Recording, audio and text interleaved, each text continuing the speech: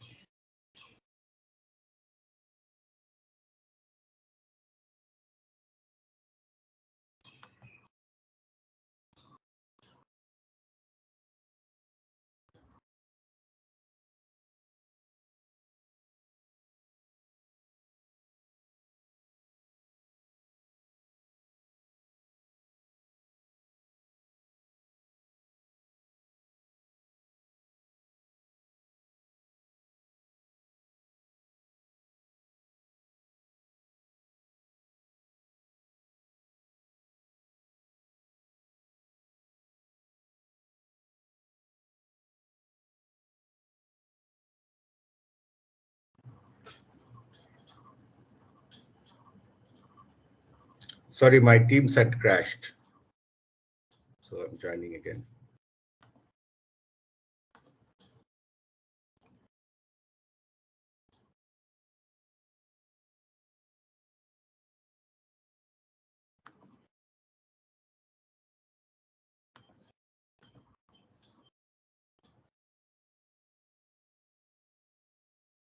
Is the slide visible?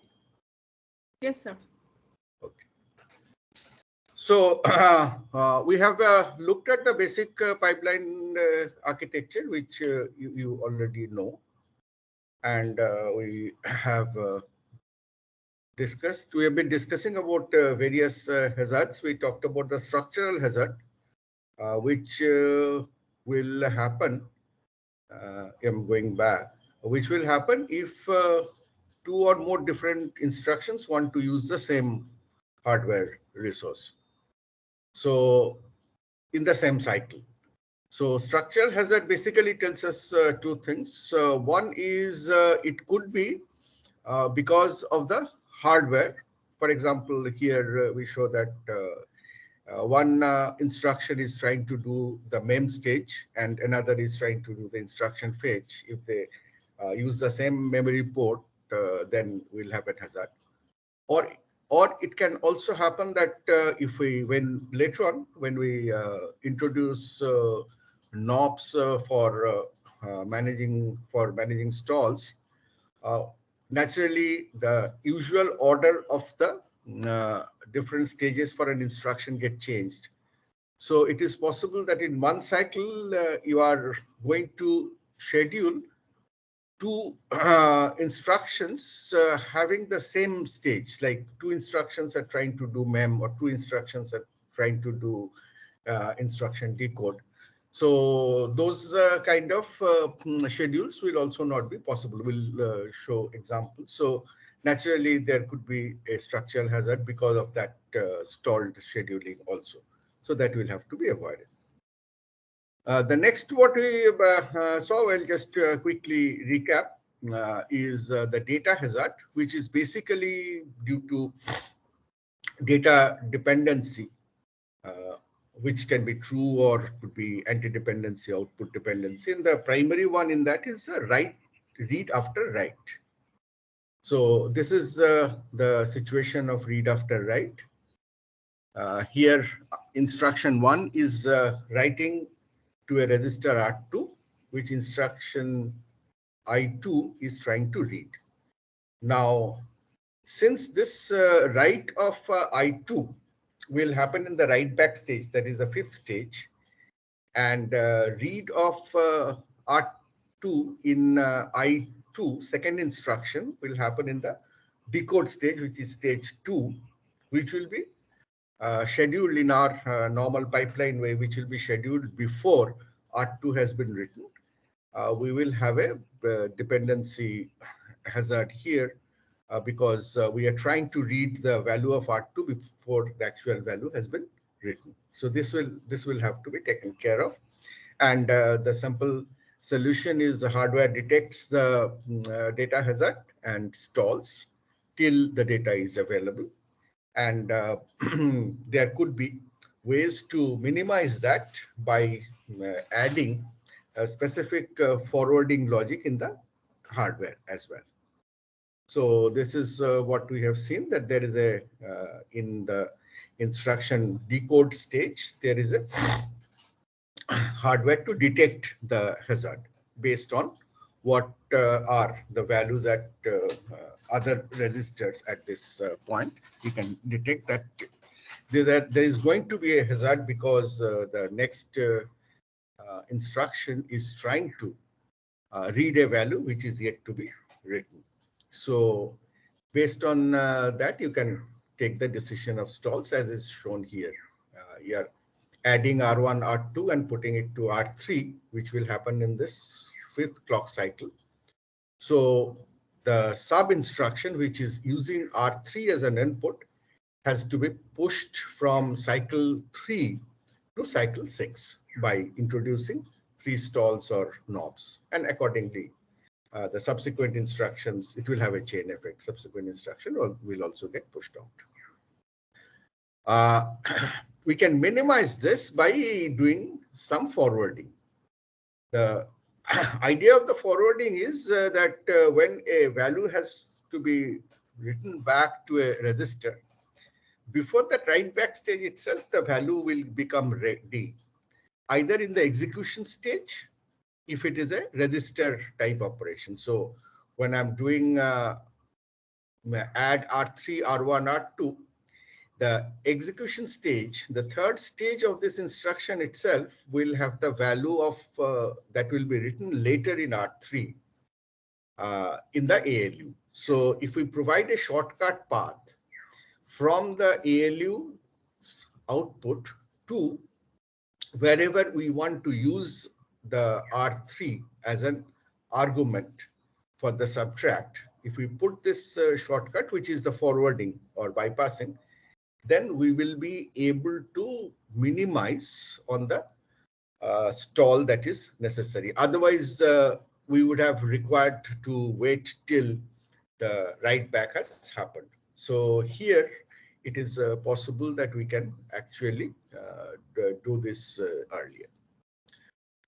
Similar thing will also happen if we are doing a load.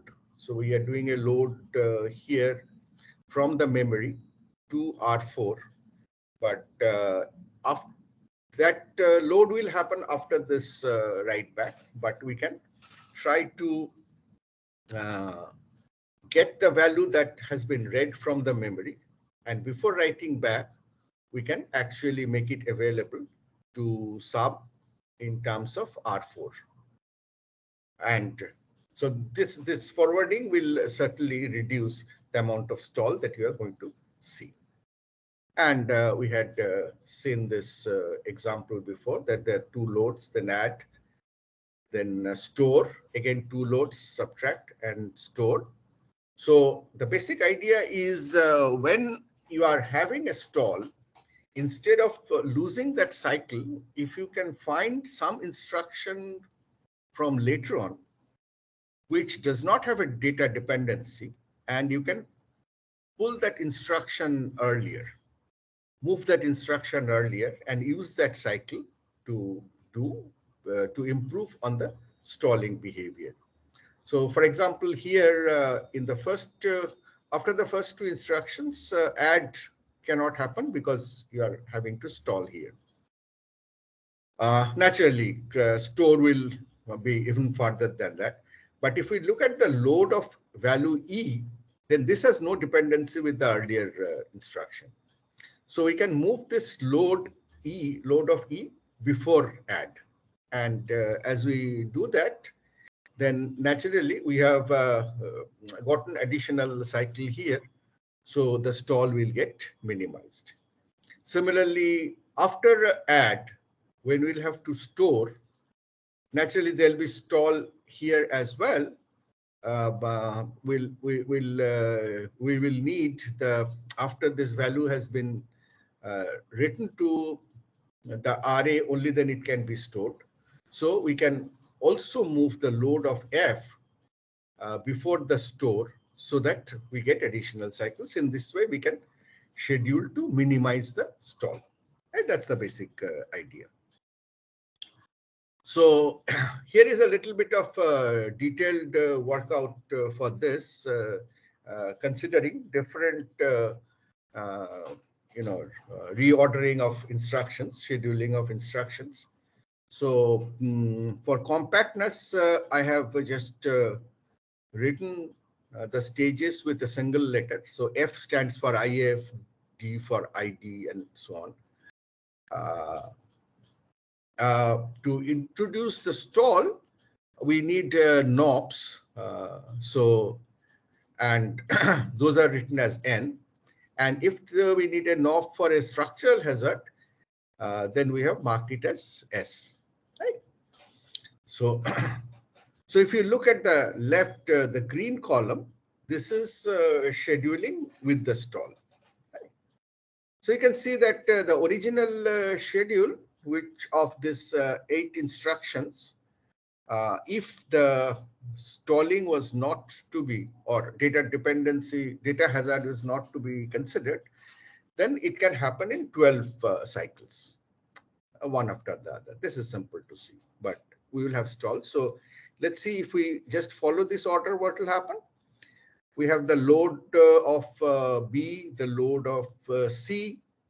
Now the add of RB, RC cannot happen till the value has been loaded in RC, right?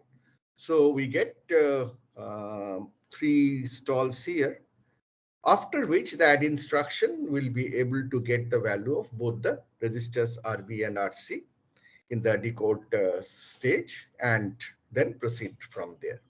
Here I have assumed that they're formally, as it is expected, they will wait till the values to be available in the register file, and then the decode stage will be able to access those registers, read the value, and proceed. So we need 3 cycles, 3 stalls here. So with that, the add instruction will finally do the write back in the cycle 10 here of RA.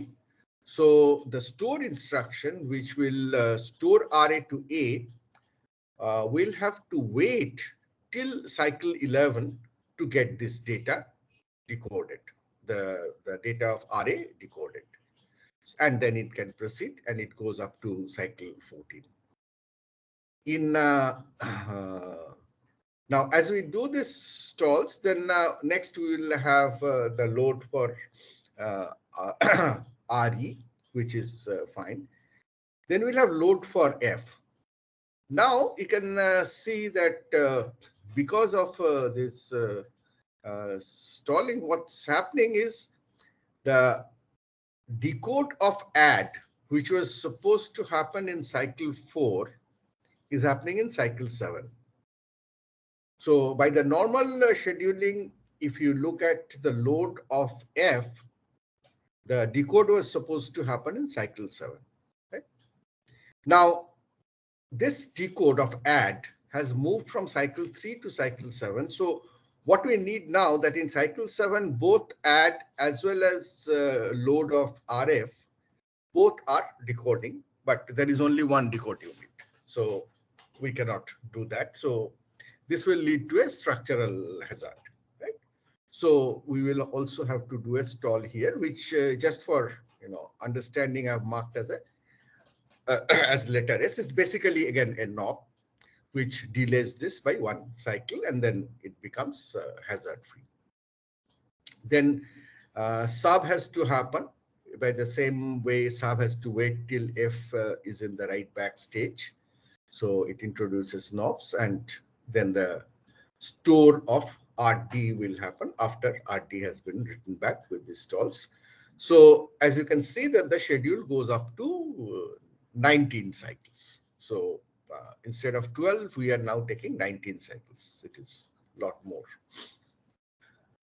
So there are two things. So this is just a naive scheduling with stalls, hardware stalls. If we do now, we will look at two things. One is on one side we will look at the effect of forwarding, and on which is on the right, and below we will see the effect of reordering the instructions for scheduling, which the compiler can compute and do.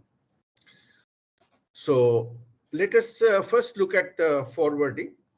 So let's say we are using the hardware has forwarding logic. So in add, actually we were waiting till cycle 7 to get the value of RC, which is written back in cycle 6. But since it's a load, the value will actually be available in cycle 5 itself. So instead of having 3 stalls with forwarding, we can manage with 2 stalls. And as soon as it is available in memory, in the next cycle itself, directly from the memory, it can be written, it can be forwarded to the decoder stage for the add to use, and we have a less amount of stall to be done. And that means that the write back for RA for add will happen now in cycle 9. Now, if we look at the store, we will, so in the store also we were doing after the write back, but we can observe that since add has been performed in the ALU in cycle 7, that execute stage of add itself has the value that will eventually be set to RA. So with forwarding, we can reduce number of stalls here, and we can actually decode that take it to the decode stage of the store of RA in cycle 8 itself. So we have less amount of stalls. Then we come to load of RE, which has no data dependency. But again, as you can see that the memory stage of add has been scheduled in 8. So where normally the memory stage of load of RE was expected. So we'll have a structural hazard. So we'll have to introduce a stall here. Similarly, for the load for RF, and then we go with the subtract with the forwarding. So as soon as the value of RF, the value has been loaded from memory, not yet written back to the register, it is ready and it can be forwarded to the sub instruction, reducing the number of stalls. And finally, the similar forwarding from the sub execute of the sub instruction can be forwarded to the decode of the store instruction for RD. And with that, now we see that with just having forwarding, the same sequence of instructions will execute in 16 cycles instead of 19. So we have been able to reduce 3 cycles here. So that is one way to from the hardware. That is one way to reduce. So once hardware provides that, the compiler can make use of that knowledge. Now, let us come down below to see what is the effect of reordering. So here we have reordered one instruction. The load of RE we have moved above add. I have two reordering actually. Load of RE we have moved above add, and load of RF we have moved above the store of RE. Right. So with these two movements, because the basic intuition here is these instructions are independent of the earlier instructions in terms of data. So this can be executed in the cycles that we are losing because of stallings, and the stall should decrease because of that. Now, if you see that the first three instructions have no hazard, add still has not got his data till cycle 6. So it can happen now in cycle 7 as it was happening here. But the amount of stall is less because add is coming into the pipeline one instruction later. So that cycle has been utilized by this load. Right? So you have reduced that. Then we have the load of RF. Then we have the store of RA, which has to wait for the write back of RA. Then we have the subtract, and the subtract again needs much less number of stalls now, because the loads of RE and RF has happened earlier than before. So earlier, finally, RF was getting written back in 11. Now RF is getting written back in 9 itself. So when sub comes in, sub needs to use 2 less stalls here, and then we have the store for this RD. And as we work out, this turns out to be that you can do this in 17 cycles now. So two effects. One is stalling, forwarding helps you in getting the data as soon as it's ready. That reduces the stall, and which the hardware helps us to get. And by reordering, we are also being able to get the benefit of reducing the stall. So in the right bottom corner, we do a mix of both. So we are using forwarding as well as we are reordering the instructions. So if you see here, up to the reordered third instruction load of RE, there is nothing different. Then we have add, where because of forwarding, we can reduce one stall. RF has an added stall because of the potential structural hazard that would have happened at this point. Then we have the store of RA, which also is happening earlier, the sub and then store of RD. You need to work out a little bit, but this is using this pipeline diagram, it is pretty easy to do.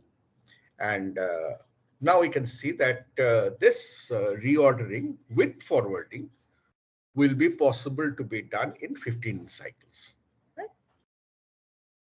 Now, so the question is, can we do better than this? Does it make sense to move RF load of RF also earlier, because add still has stalls, right? And RF has no dependency. So if we can move that earlier, then possibly we can gain better in terms of the stalling. So I'm going to the next slide. We are in the next slide. The first bunch is the same. This is for reference, the original schedule. And in terms of reordering, what I've done, I have moved RF, loading of RF up above the add, right? Just refer here. Here, RF was getting loaded after add. Now I'm moving it earlier. This schedule was 17 cycles. And if I move it up, then the stall in add reduces by another knob and the propagated effect. And eventually this becomes possible in 14 cycles. Now, if we just on this, if we now use forwarding, the combination of that, you'll be able to work out that for the first 4 instructions, you have, I think, even add with forwarding, add now does not need any stalling. So there is no stall here. Only the store of RA needs a single stall. There's a stall for the structural hazard and subsequently for the store back of RD. So with this reordering and forwarding, we have a solution in 14 cycles. Now, here again, still we observe that, well, though we have been able to, almost get rid of stalls in add, the store of RA still has a number of stalls because it is happening immediately after add. So can we push some cycles here by noting that sub is independent of data independent of this store. So I can push sub up and above the store. And once we do that, up to add, there is no difference. But then sub happens and the store now has got an additional cycle. So the store of RA, which was having 4 stalls, now has 3 stalls. You work out, but eventually, as it happens, it gets dominated by the write back of, that is storing of RD from the sub result. So which finally keeps it at 16 itself. But if you use forwarding, you can work through this. If you use forwarding, then you actually improve 1 more cycle from 14. So you can do this in 13 cycles.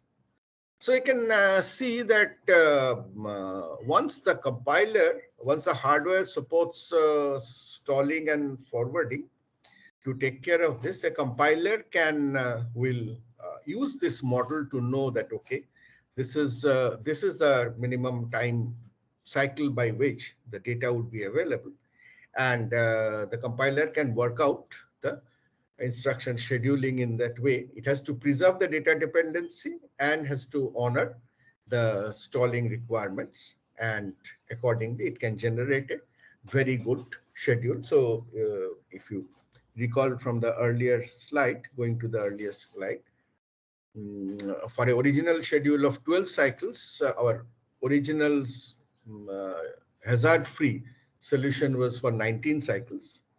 And with forwarding and rescheduling, we have been able to reduce it to 13 cycles, almost close to the original schedule.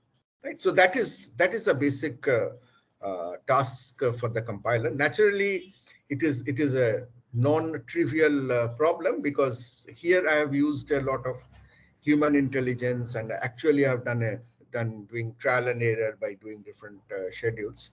But the question is, how do you get to this kind of a good schedule in general?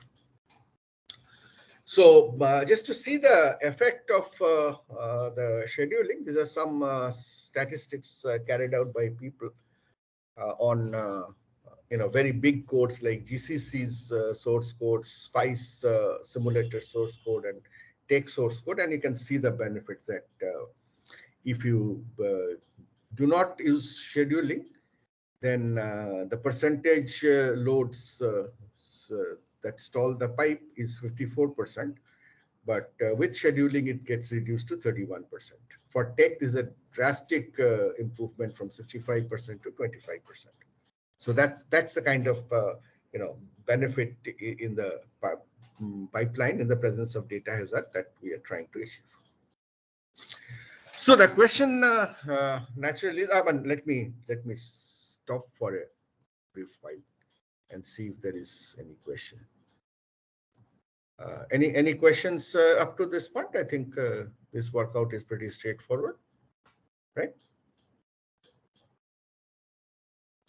So the M and W for load word and store word clearly need to be distinguished, right? Because like they won't be fighting for resources when we are looking. No. M and W are different. There are 5 stages. I mean, I'm discussing this based on one pipeline model. Pipeline model is nothing unique. So what I'm discussing is based on MIPS 5-stage pipeline. So there are 5 distinct hardware stages. 1 for instruction fetch, 2 for instruction decode, 3 for execute, 4 for memory, and 5 for write back. So they will never, mem and write back will never conflict.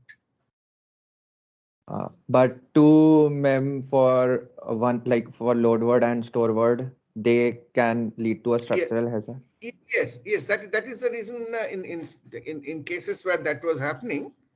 So that to avoid that structural hazard, again I had to give a stall. I had to give a knob.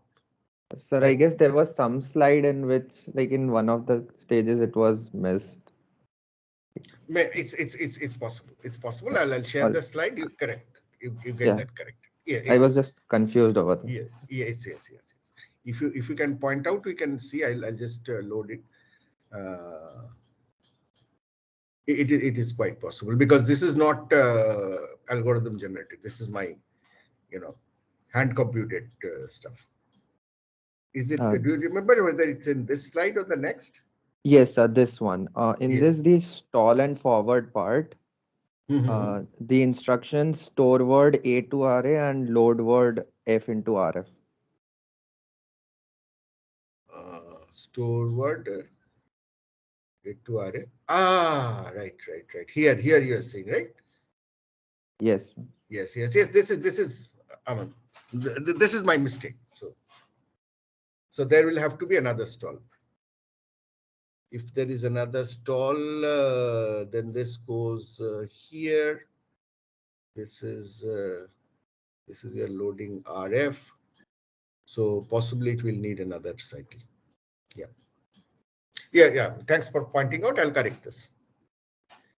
But it's likely this. I've been doing this tick for a long time. Missed out on this. So, but this is I think we have got the idea of what I'm saying. Yes, right? Yes. This is a basic idea. So naturally, hand execution will always have errors. Sorry about that. Thanks for pointing out. I'll correct on that. But what we are the take back from this workout is that if I can give this stall forward model to my compiler, that the compiler will take as input what are the stages, if stages are balanced, how many cycles, and so on, and whether what all forwarding are there. That is whether you can forward from the execute stage to the instruction decode stage, or maybe in some cases from the execution stage to the execution stage of the next instruction. Maybe even forwarding it to the decode stage to the register equivalent value may be bypassed. Whether you can forward from memory to execute or ID, all these will be fed to the as a model to the compiler, which is not difficult, which is easy to see. These are my available options. Now the basic question is, given that and given a schedule, we can work out the total pipeline diagram. Writing this program is not a problem. The question is, given that for a particular schedule, we are getting how many cycles? Now, how do we choose between the different schedules? And because naturally, as you can see, we'll have to preserve the data dependency. As we reorder the instruction, we cannot violate a data dependency. So that is a basic requirement. And we have a potentially very large number of choices. Right? So let us try to take a look at a basic algorithm for doing this.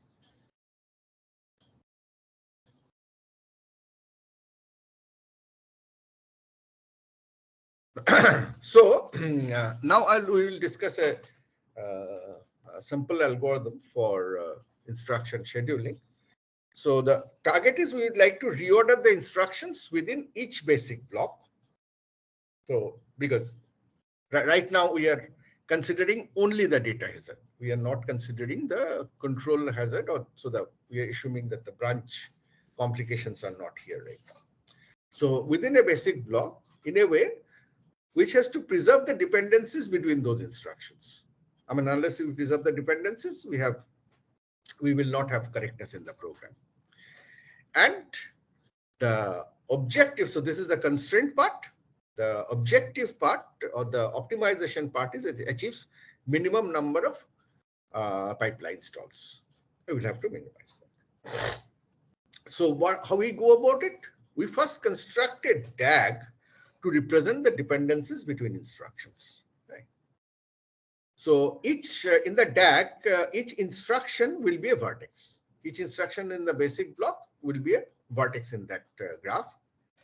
And each dependency between two instructions will put an edge in the directed edge in the graph, which goes from the earlier instruction to the later one, based on the data dependency.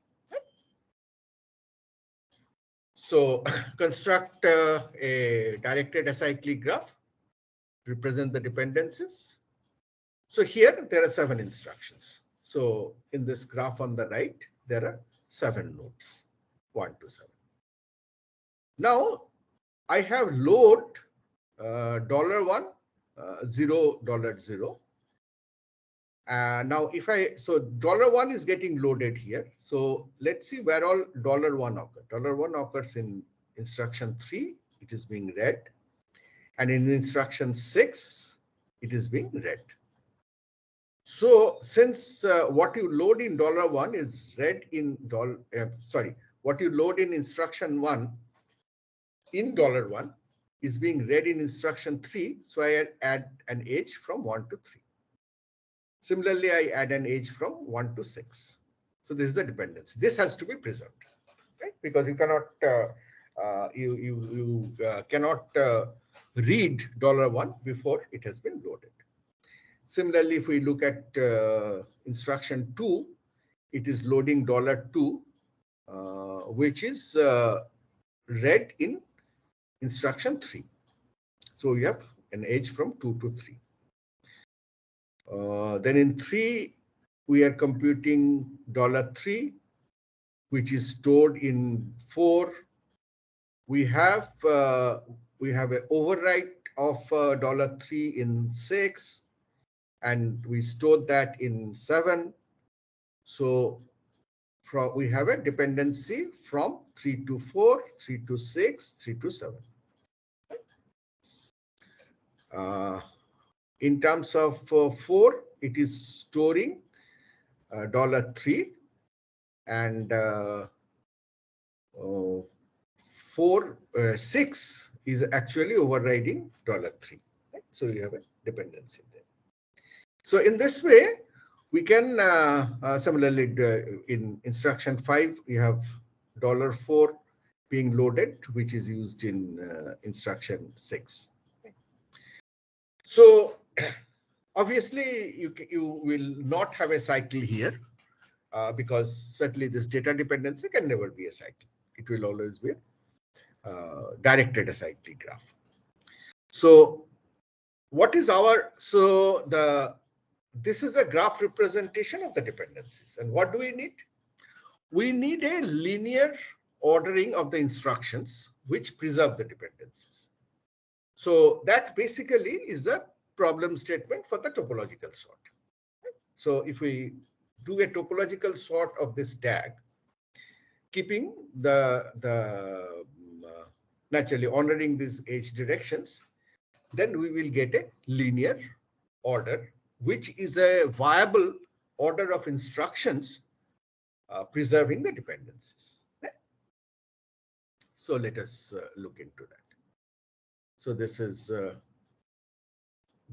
now the point is that topological sort is not a unique sort, right? It can have multiple, because for example, I can start with 1.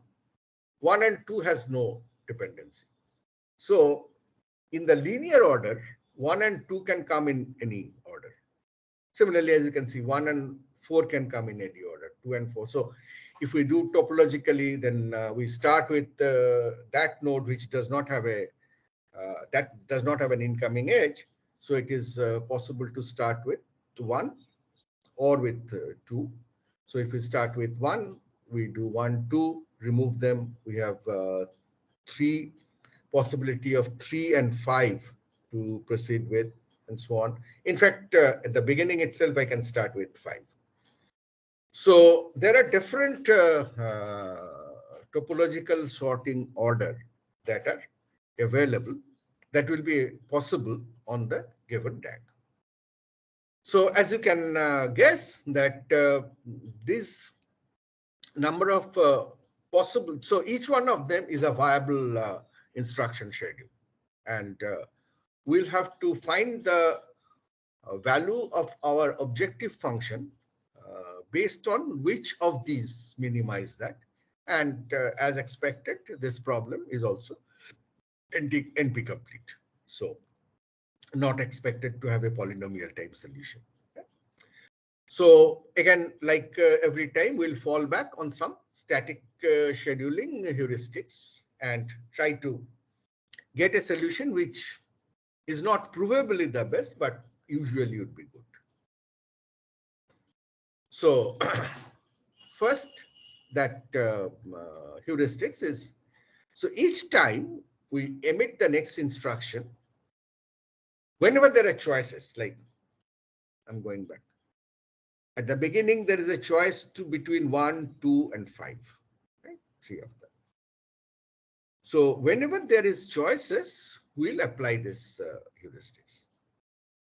First, it does not conflict with previous emitted instruction. Right? We'll have to try to avoid that conflict. Is most likely to conflict if first of a pair. That is, prefer load to add. You know, load and add is a pair. You load and then you add. Right? So we will try to do the loads when there are choice between load and add. And is as far away as possible along the paths in the DAG from an instruction which can validly be scheduled last. Right? So you are trying to, you know, doing things earlier. So these 3 heuristics will drive our algorithm. So the first would be to construct the scheduling DAG, which can be done in order n² time by scanning backwards through the basic block and adding edges as dependencies arise. So this is but this is one time just to form the DAG. Then initialize the candidate list to maintain the minimal elements of the DAG. And when the candidate list, that is for making the choice with the heuristic. So at any point of time, if there is only one instruction which is valid to be scheduled according to the dependency, there is nothing to do. But usually there will be a few. So that forms the candidate list. So we will have to work on that candidate list. So when the candidate list is not empty, if possible, emit a candidate instruction satisfying all 3 of the static scheduling heuristics. If no instruction satisfies all the heuristics, then either emit a NOP. I mean, let's keep to that. Let's just keep to, let's not go into Spark again. But so on MIPS, emit a NOP. Right? If these heuristics are not satisfied, then you'll have to stall emit a NOP. And remove the instruction from the DAG and insert the newly minimal element into the candidate list. So this has been done. So you go to the next. So let us try to work this out. This was the original sequence of instructions and the DAG. This is the total possible number of schedules. So initially we start. Now, initially there are 3 candidates, 1, 2, 5, because they have no dependency. Of that, we can see easily that the load satisfies all the condition. It does not conflict. It is first of a pair, and it is farthest. I mean, certainly 7, which is a sync node, which has only dependencies coming in, is certainly the last will be the last node to be scheduled. Okay, so if we see from 5, it has a distance 2. Actually, there's it is in terms of distance, all are same. So basically, that third criteria is not having any effect. So based on the first 2, this is eligible to be allocated on the schedule.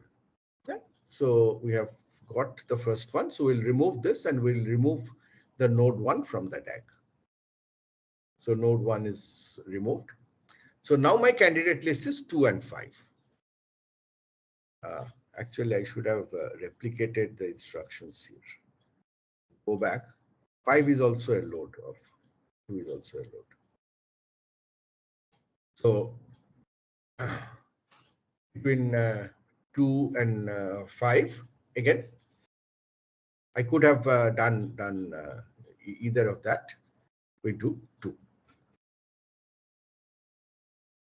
Now, as we do 2, this is removed, and as 2 gets removed, 3 now becomes eligible for the set because it has no more dependencies. This has already been the dependencies has already been scheduled.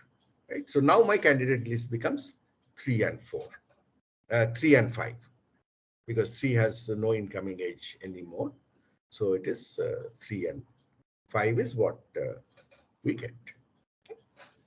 So basically, we proceed in this way, applying the heuristics every time. You can later on work this out easily. So when we end, this is the order that we have finally got in the schedule. So this is the original schedule. So what does the original schedule have? You have load of $1, $2, and you are adding them into $3. So naturally, you will need a stall here. This red bar means stall. Then you have store. Then you have load. You will again need a stall here. Now, if you do the schedule in this reordered form, what you have done is, again, the kind of heuristics that we were doing is load here is available. So it can go up and fill this stall slot to delay the add instruction. So that is eventually this algorithm has done. So it has brought load earlier than add, and here is what you have.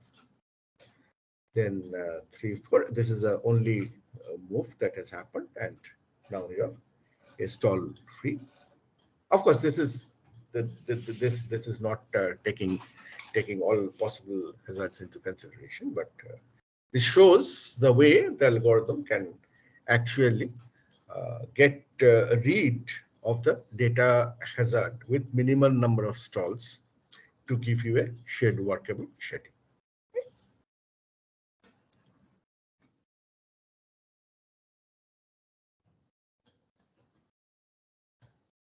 Any questions?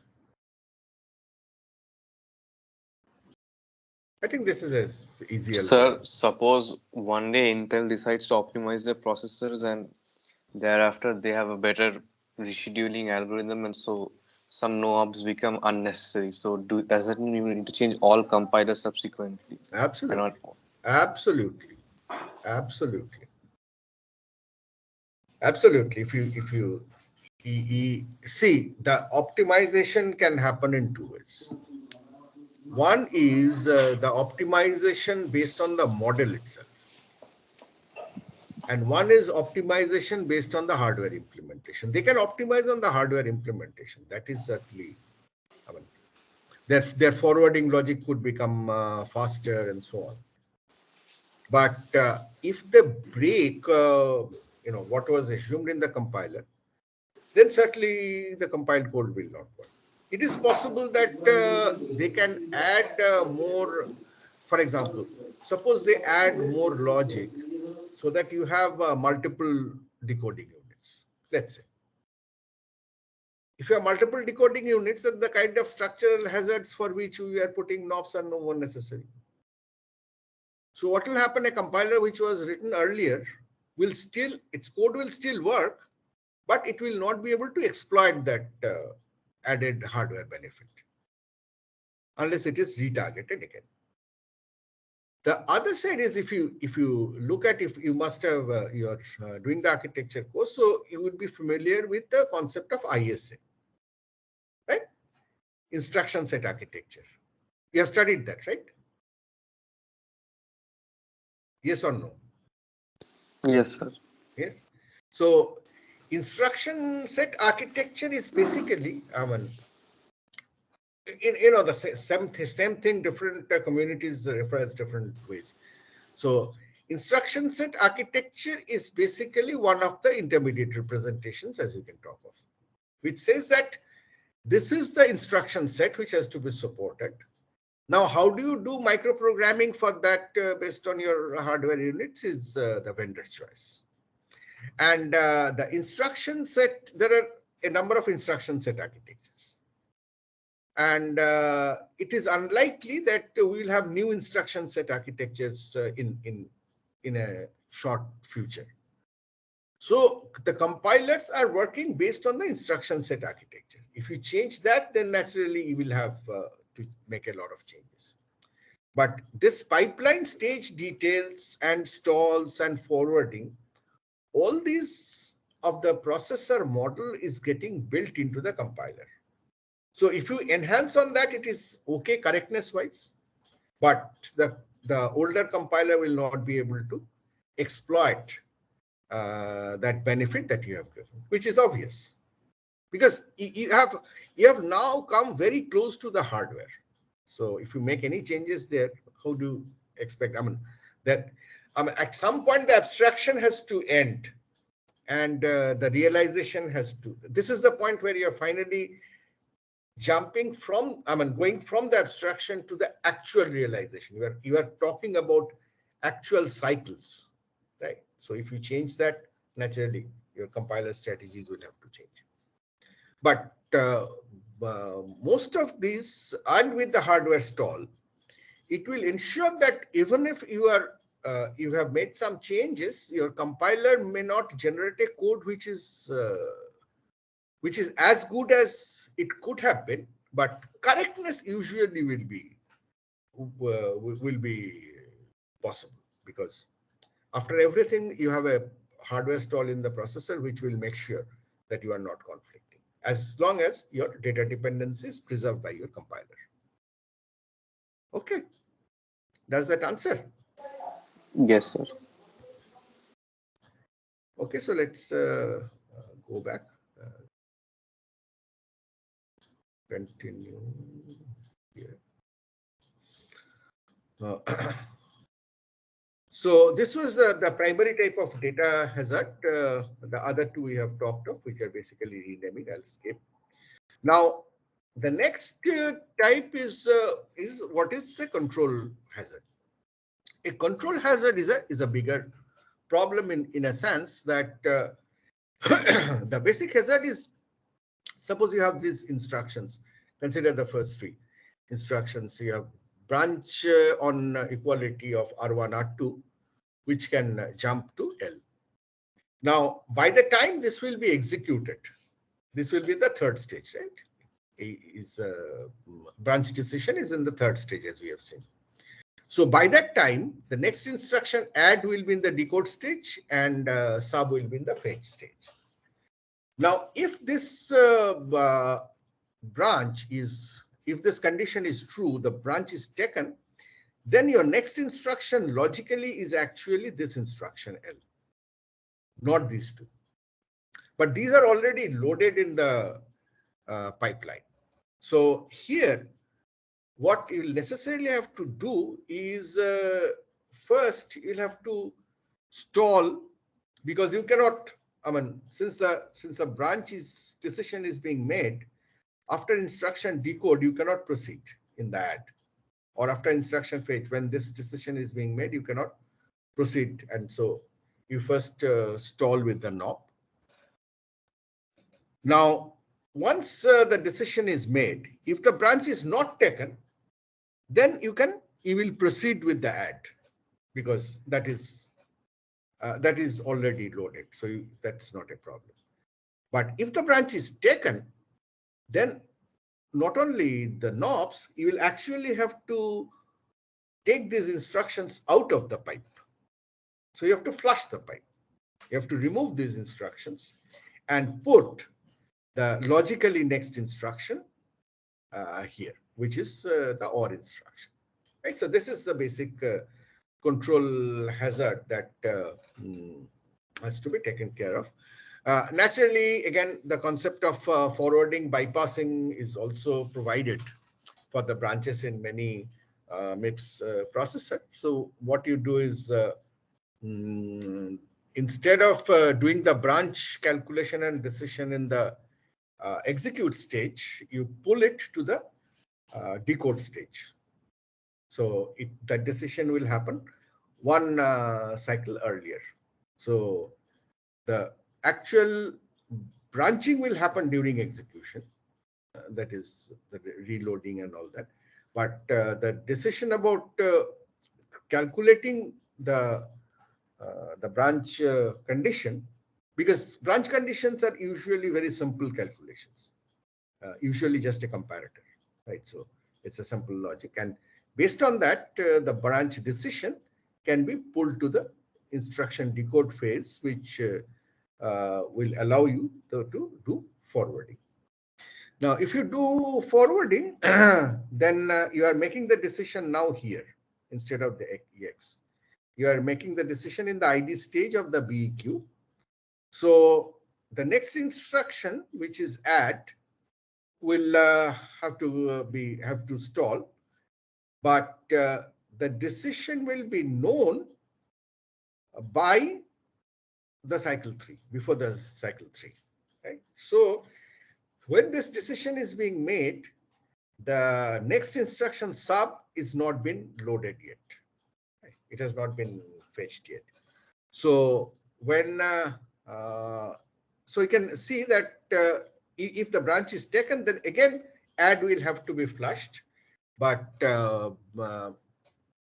it needs less amount of flushing to be done. So that is the advantage you get by forwarding this. So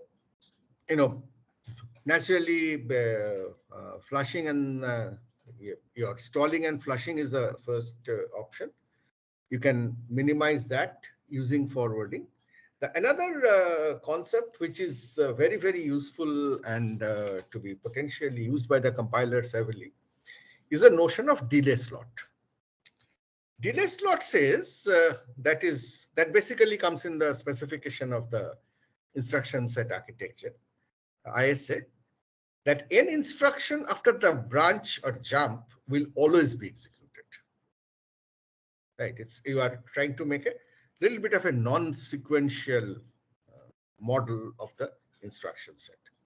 So otherwise, what we think that if we have a branch, a jump, then depending on that, if there is not a fall through, then depending on that, the jump will immediately happen. And if the jump happens, then the next instruction is not executed. So the delay slot is a deviation from that. So suppose I have one branch delay slot, which is what MIPS has. So which means that whether a branch is taken or not, the instruction immediately following the branch will always be executed. Okay? So it means that you have to schedule instructions keeping this in mind. And if you cannot do that, you have to at least fill it up with a knob. So which means that if you if you are doing the branch here, if the branch is taken, next instruction is still executed. If the branch is not taken, next instruction is still executed. So add will be executed in any case. Right? And you can make use of this information, make use of this feature to schedule some independent instructions here to utilize the stalling effect. So that was the next delay slot. So we have talked about stall and flush, forwarding, delay slot. But what the compilers often do more is speculative execution. That is, since branch is something which hurts you a lot because you are flushing the pipeline, it takes a lot more of time, a lot of instructions lost and so on. But at the same time, the branch often is the most repetitive instruction in a loop. Right? In the loop, you have a body which is linear, and then you have a branch. Loop is just these two, right? Now the linear part deals with the data hazards, right? So that we have already taken care of. For the branch, we can try to do some prediction based on the previous information. We can make prediction based on the last branching. So you say that you take branch if the last branch was taken, or do not take branch if it was not taken, right? So you'll say that how good is that? Well, it's not bad because, for example, if you consider a loop, this is a very simple logic. But if you consider a loop, then what happens? You come in, you check, and you get into the loop body. Right? Then every time you repeat, you iterate, you check, and you get into the loop body. So if you say that getting into the loop body is branch taken, then a typical loop will have branch taken, and ending with a not taken. Right? So if you predict from the fact that the earlier one is taken, if you predict that it is taken, then very rarely you will go wrong. Right? So you organize your code assuming that it is taken. Now, what will happen if it is not taken? If it is not taken, you fall back on that stall and flush, but that will happen far less frequently. But there can be more ways of prediction also. We will talk more about that, but I want you to actually do that assignment. So we will continue on the rest in the next class. Up to this point, is there any question? No, good. So let me share with you the assignment, very small one, just a scheduling problem, just to practice on what we have discussed. You can take your break and continue on that problem. So this is yeah. So one small announcement, I'm sending you all an email. So the evaluation of assignment 4 in laboratory and the class test 2 is done. So I also uploaded the solutions of class test 2 in the website. So after the class, please have a look. If you have any confusion or question, I will also mail you one Google form link after the class that you can see. And if you have any confusion, then you can fill it up. Okay. Okay, that's it. Okay, thank you, Prahlad. So this is the assignment, a very simple one. So we have 1, 2, 3, 4, 5, 6, 7 instructions. And for simplicity, I've just written it in a simple notation because here the exact assembly notation does not really matter. So you have 2 loads, then 2 arithmetic operations, then another load, another arithmetic operation, and the store. So assuming a MIPS 5-stage pipeline, you'll have to schedule with stall to avoid hazards. That's the first part. And the second part is, which should be easy to do. But do it for this particular pipeline as we have discussed. The second would be to construct the dependency preservation DAG as we see and schedule with minimizing stalls as much as you can do. Like last time, you can write your solution on notepad or paper and mail me by 9:55. Last time, a lot of people have mailed even after the class. Unfortunately, that I cannot take because certainly after the class, the whole purpose of the assignment is lost. Right? So please mail me within this time. Excuse me, sir. Yes. Sir, after the class, mean like if somebody has submitted at 9:56, then also it won't be accepted. No. Up to the point when we decide, and I suggested 9:55 because you will always come back and say that I was doing it at 9:59:99 and I had a network problem. So I said, do it 5 minutes before. In class means till we say goodbye from the class, it is accepted. I'll also allow maybe 10 minutes after that because, but quite naturally, if somebody sends it, people have sent it after 1 hour. People have sent it in the evening. Certainly, there is no sanctity of those assignments. Then those who have really done it within the class, their credit is getting diluted if I start accepting in-class assignments anytime in that day, right? That is the idea. It's not to put you in any hardship. Well, 10 minutes after the class, 15 minutes after, till that is fine. But it cannot be an arbitrary time after the class. Does it make it clear? Yes, sir. Yes, sir. Yes, sir. Yes. Thanks. That's fair, right? That you agree. Yes. So somebody wrote to me that he was traveling in train and therefore could not do it. I mean, that's certainly that person's problem. We can't help that. It's a scheduled class. If he's traveling in train, he has to travel. Right? Okay, please go ahead. So, excuse me, sir. yes. Sir, could you please show that slide again, which listed the heuristics once? So for the dependency preservation DAG. Absolutely. Actually,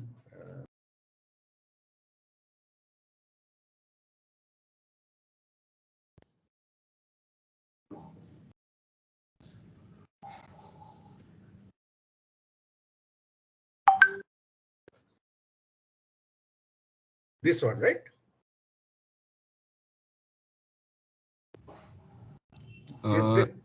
Yes, sir.